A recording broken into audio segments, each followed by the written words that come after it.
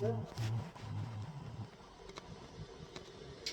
And that means, though, that this thing, however small in dimensions, is vast in comprehension. And what scale are you going to attach the word importance to? Mere size or degree of comprehension? By degree of comprehension, man is huge. By that scale. So then, if the principle is simply that if we can see from a perfectly physical point of view, what we would call a strictly scientific point of view, that the individual organism goes with its environment in just the same way as bees go with flowers, and flowers in their turn go with grubs, and grubs in their turn go with birds, and so on, all the way through. Then, when you want to define yourself, you cannot say that I am just what is inside the skin.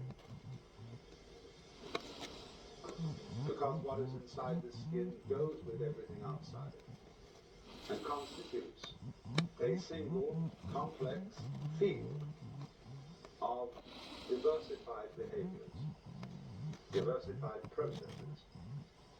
You look at that then from a strictly physical point of view, and there it is, this network.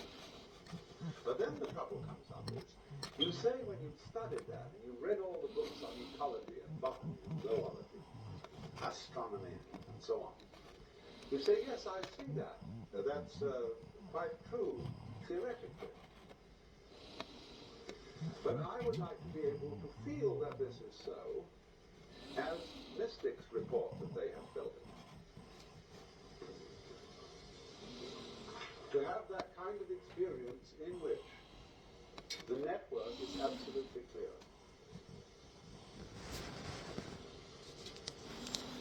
Because you see, if we don't take it that far, if we know about it theoretically only, the theoretical knowledge is not going to have much effect on what we do.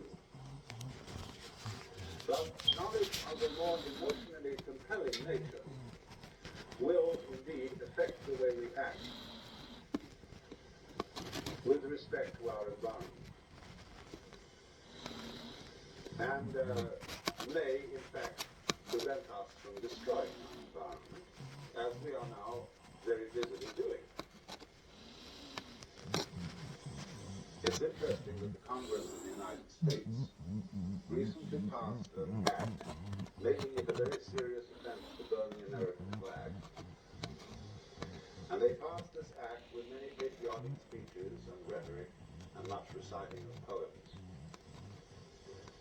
This is the most fantastic example of American confusion between symbol and reality, between menial and meal.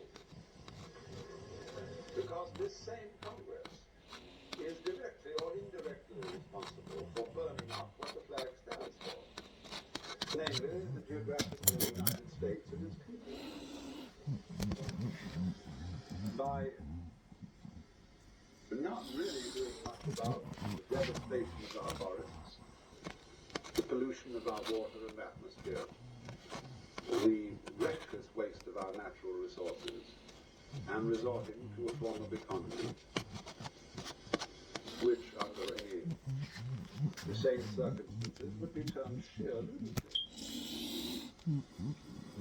And we see they cannot distinguish between the symbol and the reality because we are all hypnotized with words and symbols.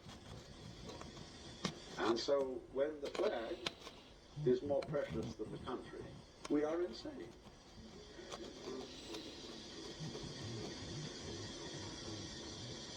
When you say, I love my country, and what you mean by that is you feel certain emotions when you salute a flag, you don't love your country at all. Because to love the country means to participate in its life in a loving way, in a considerate way. And after all, our animals, certain sense, members of the United States. Birds, bears, all these lovely creatures. And what we are doing is we are getting rid of birds at a fast rate. We've reduced certain populations of birds by as much as 75% in the last few years. Because they eat our poisonous insecticides and so on. And eventually they get into us. That's love of country. So,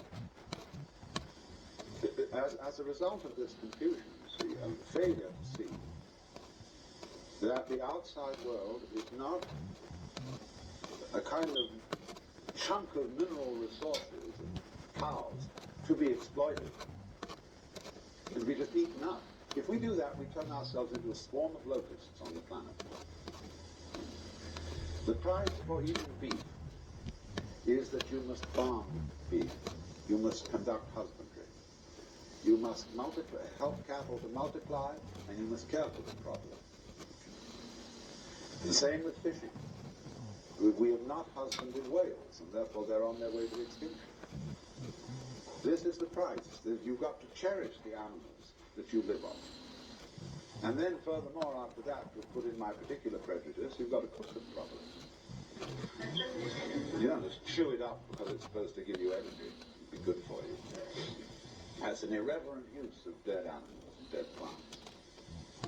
They give their lives for it, and the proper response to that is take it with reverence, and that means cook it well. So that your act of cooking is like the rituals of a priest at an altar.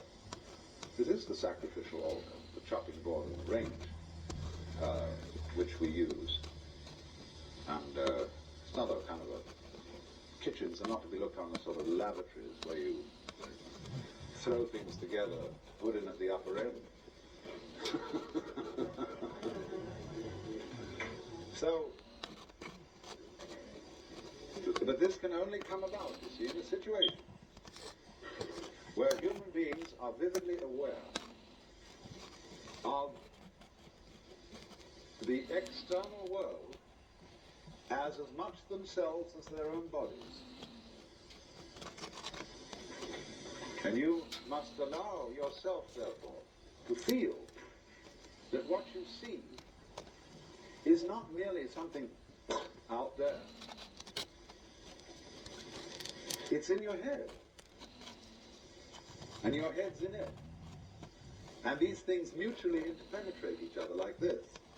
Now it's in your head, now your head's in it, now it's in your head, now your head's in it, like this, you see. And this rhythm sets up what we call vision.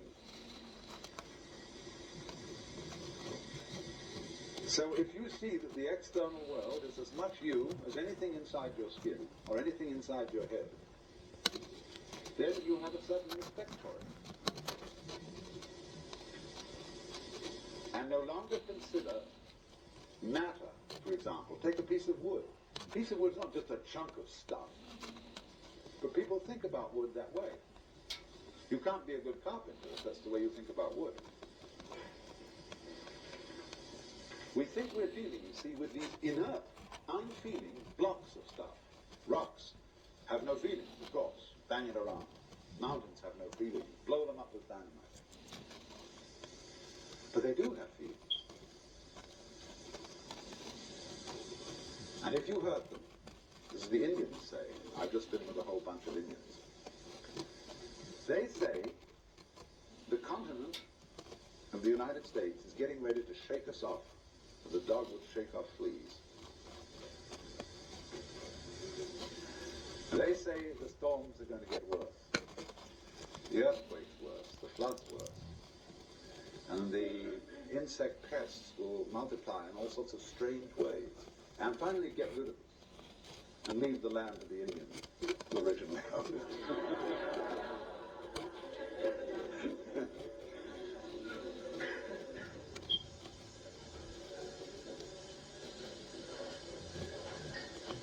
The question arose this morning about the problem of whether the extension of the network, especially by electronics, might not abolish individual privacy. And I said I was planning to devote this afternoon's session to that problem and some of its ramifications.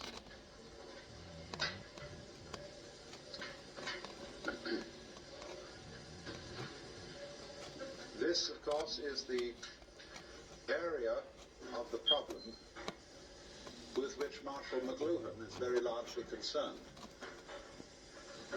For he has pointed out that just as the wheel is an extension of the feet, and as beyond the wheel naturally comes the horse and carriage, the automobile, and the airplane, all these technological creations are extensions of the human organism.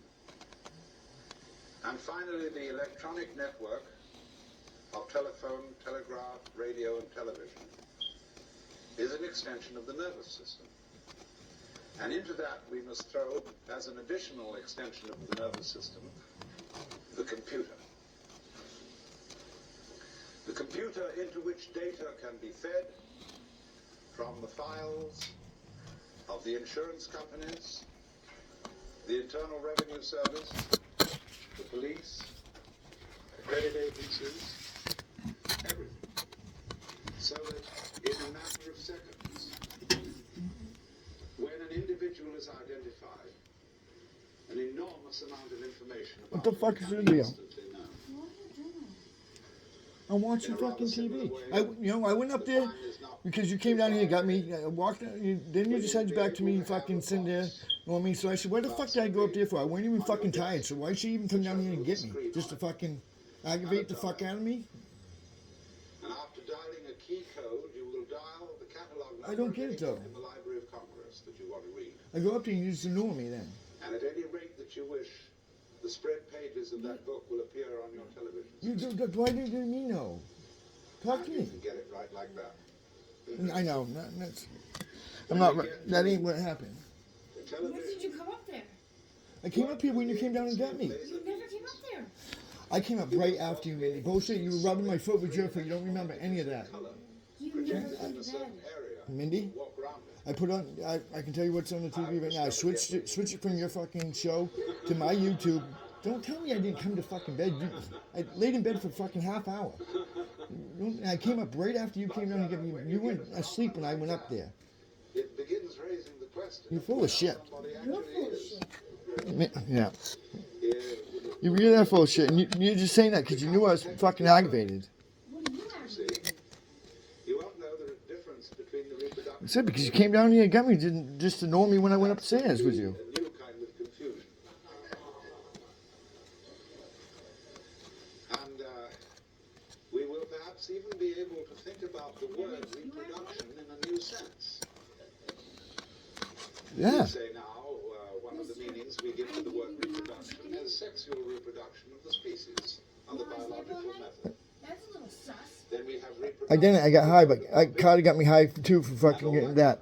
I didn't choose. I chose not to pick up anything, and now you're saying sus. Why are you just so fucking disrespectful and rude to me? Manufacture Without talking to me though. Without even. Maybe because I've been waiting for you all night. I went up there. plastic. You It's fine. see? Yeah. This is. I fucking went up there with you, and you fucking just fucking turned your back on me. Will simply replace them with I know. plastic, I'm glad you said that. which will work Like equally I said, well. who gives a fuck about what I felt? Perhaps they'll never be able to reproduce in a plastic brain, Fucking kidding me. but they can at least put in there a radio device which will connect with a computer system of some kind, which will do the same job. So that then, after the years go by and your parts have been replaced, the serious question arises as to are you the same individual? And we would say, well, no, you've been entirely replaced. Of course it does. You're being replaced all the time, though by a different method. And just as, say, an institution like the University of California, which is a very rapidly changing university, For some mysterious reason, it remains the University of California, recognizable as such, even though the students, the faculty, the office and administrative staffs, and the very buildings themselves are in a state of flux, so that they hardly remain a constant for 5 years in succession. What then is the university? The university is a pattern of behavior. And the organisms involved in that pattern keep changing. But the pattern retains an identifiable continuity. So does your body. So does the whirlpool in the stream. So do the hot springs down below. Although the water is running through them all the time, it is never the same.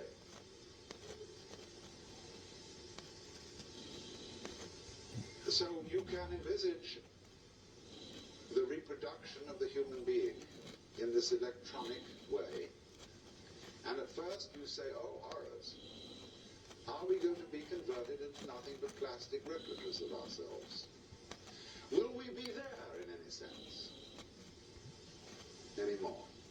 Will the soul survive it? But you see, in the case of the University of California, it is what we call the University of California that is the soul.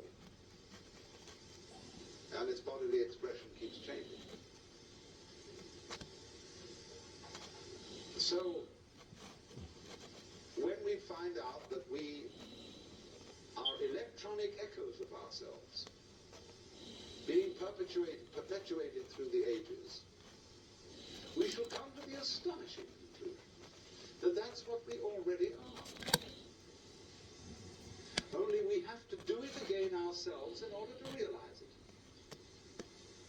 We are already the most remarkable electronic patterns from the standpoint of physics.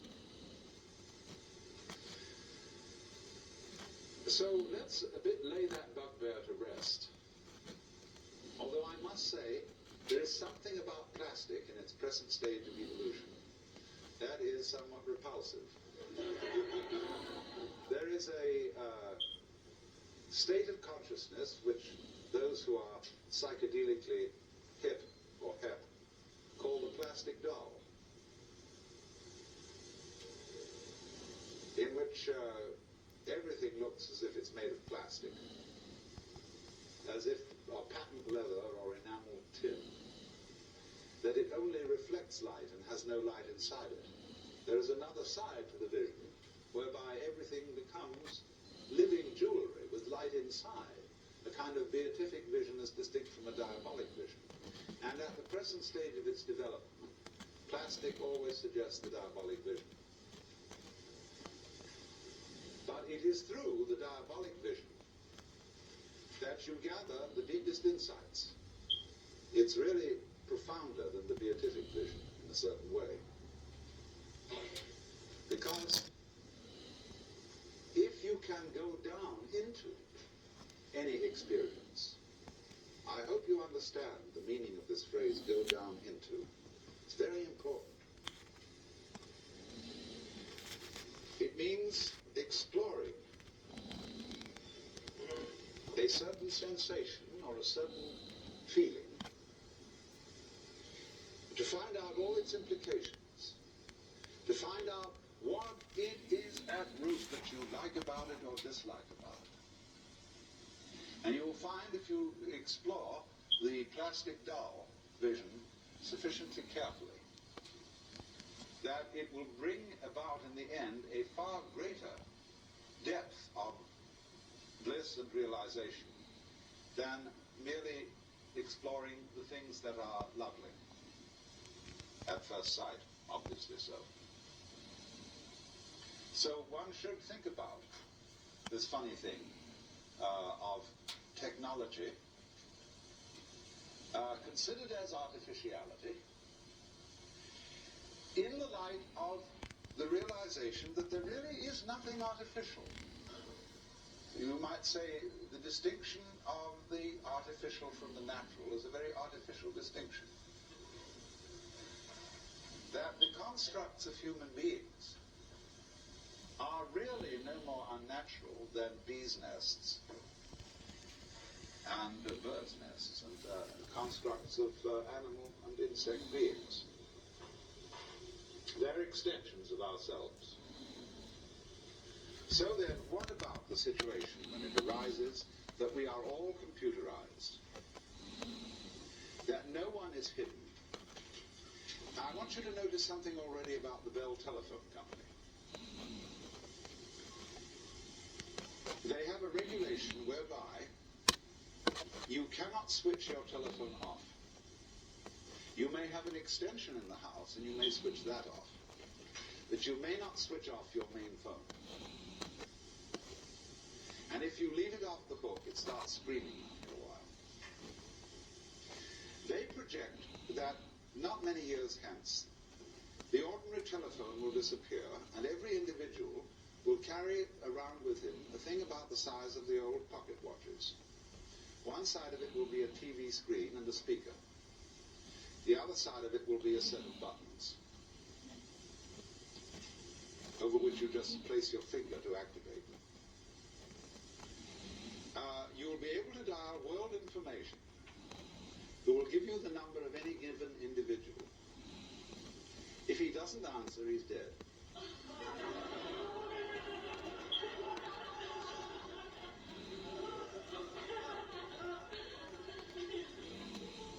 So under such circumstances, absolutely no one can get lost.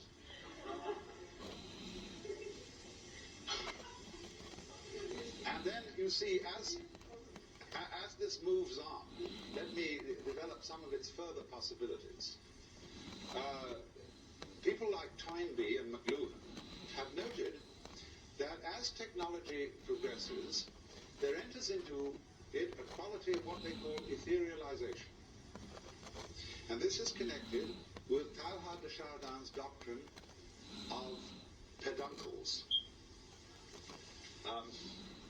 Peduncles aren't exactly relatives. And we have to understand first the doctrine of peduncles. Now, here it is. Here is a globule. It might be an amoeba, or it might be oil in water suspended. And this globule is going to separate. First it does this. Then it does this. Then it does this. And then it does this. See? Now, these things here are peduncles. From the Latin root pes, pedis, meaning a foot. Some sort of protrusion out of the globular body. So notice then that the production of a peduncle, here in the form of a connecting neck, and here in the form of little tails when the neck is broken, that in the course of the development, when we reach this stage, the peduncles have disappeared. According to de Chardin, this is why we do not find missing links around in the evolutionary process. They vanished in accordance with the law of peduncles. Now, in exactly the same way, the human technology sets up certain kinds of peduncles. A road, for example, or a railroad is a peduncle, because with the development of automotive traffic, truck traffic, the railroads become increasingly obsolete. And there are rusty old tracks lying all over the country that are not used anymore. And then with the development of aircraft, the road tends to become obsolete. With the development of radio, the wire as a connection, as a peduncle, becomes obsolete. So that more and more, the connecting links that we saw in a visible way disappear with the development of more expert types of communication. We can easily take this a step further when we develop a form of electronic communication such that you don't even need to take a plane. You want to see, supposing I want to see my father in England. We both have these laser beam TV jobs. And just like that, I can recreate in front of him myself and my exact environment, everything around, just as if he was sitting in the room. And I can do that with his set on the other end. So that eventually we don't need to take the plane. You can conceive, as some science fiction writers have, what seems to us a rather appalling situation, where you never need to leave the place where you're sitting. All food supplies and everything are automatically delivered. You just dial what you want, and some kind of mechanical process transmits it to you. Then they go further than that. They don't. They really abolish food altogether because they've got it down to some special essences which you take. Then they go beyond that, and you give yourself a certain kind of electronic stimulation, and it does all for you that food could ever do. And then you think, oh dear, what's the next step beyond that? Of course. The next step beyond that is, of course, there's one thing yet, one peduncle we have to get rid of. And that is the black box, the electronic gadget. Because by the time we have become as etherealized as that, we move into telepathy and psychic communication. And as soon as you make that step, of course, it would seem that all privacy whatsoever has gone. Because what you are inside is an open book to everybody else. Your thoughts are easily read. And therefore, you may say at first, ooh, that is the conversion of humanity into an anthill of the worst type.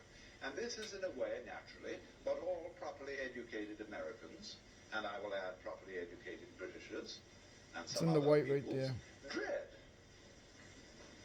It is said That the white thing Englishman's is it. home is his castle. And everybody needs a castle. Place where you can get away from it all. And just be yourself. But even then, when you're away from it all and you're just being in yourself, you've unfortunately got a lot of thoughts inside your head that aren't yours. Because you think in the English language, and that was given to you by other people, and contains their prejudices, that you can't avoid them in thinking. Japanese people will say that when they think in Japanese, they can have certain feelings that are characteristically Japanese. But when they start thinking in English, they can't have those feelings. And so you are very, very much really in the sphere of public influence when you start to think. And if you listen carefully to your thoughts, insofar as they are uttered in words, and they very often are, try and discover the tone of voice in which certain of your thoughts are being said, and you will listen and hear your mother, or you will hear an aunt, or you will hear a school teacher, or you will hear certain friends expressing their opinions and telling you who you are and how you ought to behave. And you think those are your thoughts, and they're nothing of the kind. And in a pandemonium under the dome of the skull is going on all the time. Myriads of voices, myriads of influences from outside working upon you, even when you are physically quite alone. So, wait till the question period, please. This means that you are not nearly as much of a private individual as you think. You are also, of course, exercising these influences upon other people. You're telling them who they are, what you think about them, what you think of their behavior. And even if they don't believe you, they nevertheless pay very serious attention to it. They can't help it. You could take the experiment, for example, that B.F. Skinner used to try, which is very terrifying. he would send two members of the class, selected arbitrarily, outside of the room. Then he would arrange two chairs, chair A and chair B. He would say to the class, now look, when these people come back, we're going to engage them in a conversation. Whatever A says, agree with him. Whatever B says, disagree with him. So they come back into the room and they take their seats and the conversation begins. Now B may be a very strong-headed, articulate person, and A really rather feeble. And what happens is this, that by group agreement with anything A says, he is encouraged, he is built up, he becomes more articulate, he finds himself sprouting. But B, by being disagreed with on every point, begins to get baffled and confused and feel very uncomfortable indeed. Unless he is onto the game and he challenges the whole group, I see now what you're playing. You have made up your minds to disagree with everything I say. Therefore, of course, you don't count.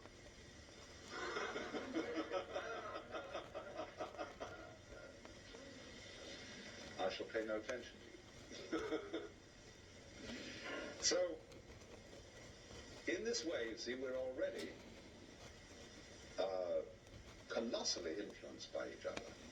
And this is why I think that Harry Stack Sullivan's basic ideas about psychopathology are in some respects more profound than Freud's.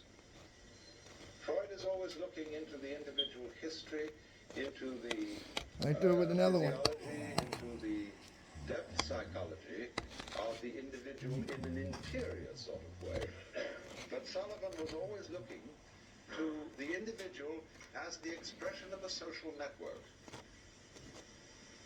And the same in the psychology of George Herbert Mead, where he called the conceptions that we have of ourselves the interiorized other.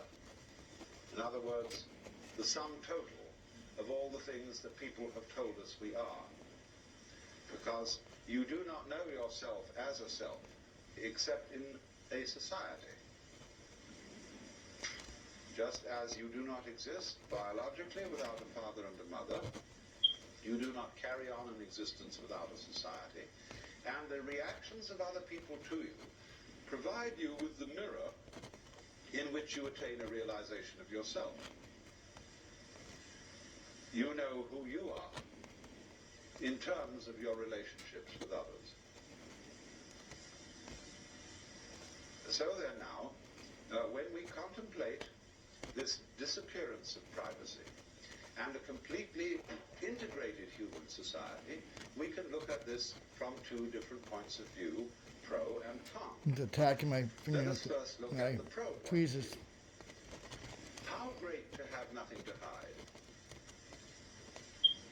How great to give up all worries about ownership. Because you could say, if somebody says they would like something you have, and you say, please, have it. Because you know very well you can go to someone else and say, could I have that? And they'll give it to you. And so all the way around, there is no propriety. In the sense not of prudish propriety, but propriety in the sense of possession. Also, of course, in the sense of prudish propriety. Nobody has any dirty little secrets, because if I have any dirty secrets, I know very well that you have too. Look So closely. let's drop the whole pretense and let go. It's fighting me hard now. So in this sense, there might be a very, very close fellowship That's between all wicked. people, Biting me right now. in which there are no barriers, no defenses, and we all cooperate together beautifully and love each other. Still look closely. Now, let's look at the con point of view. Con point of view would say, yes, but surely, the more we communicate with each other in that way and have no property, and there are no boundaries, and there are no fences or defenses, then, just in the same way that jet aircraft makes all cities the same city, so this would make all people the same individual. Would that be what the Hindus mean? There's a by lot to saying see here. you are all